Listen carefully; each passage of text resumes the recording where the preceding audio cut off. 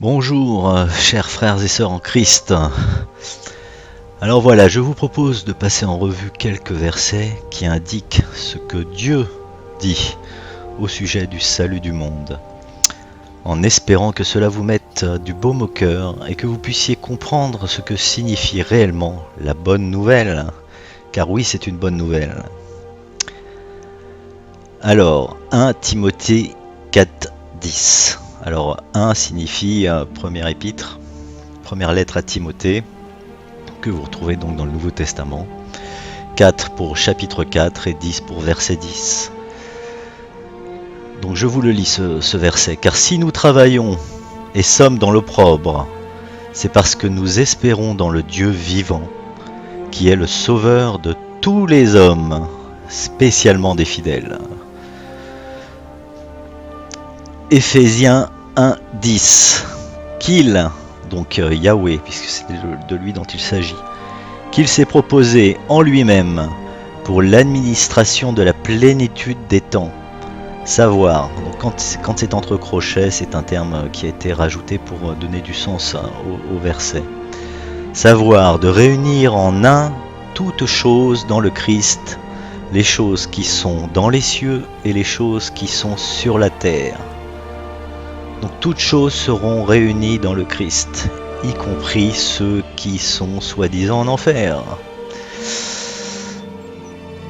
Colossiens 1:20.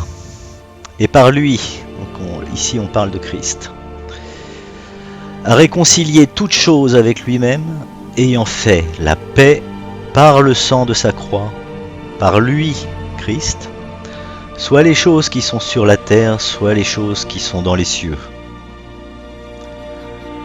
Romains 5:18. Ainsi donc, comme par une seule faute, les conséquences de cette faute furent, comme par une seule faute envers tous les hommes en condamnation, ainsi aussi par une seule justice, les conséquences de cette justice furent envers tous les hommes en justification de vie.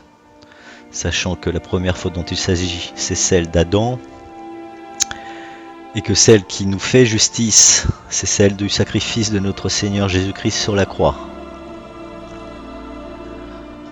Romains 11:32.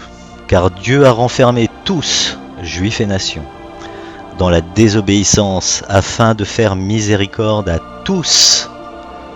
Et je répète bien, à tous. Première épître aux Corinthiens, chapitre 15, verset 22. Car comme dans l'Adam, tous meurent, de même aussi dans le Christ, tous seront rendus vivants. Première épître à Timothée, chapitre 2, versets 5 à 6. Car Dieu est un, et le médiateur entre Dieu et les hommes est un, l'homme, Christ Jésus, qui s'est donné lui-même en rançon pour, tenez-vous bien, tous.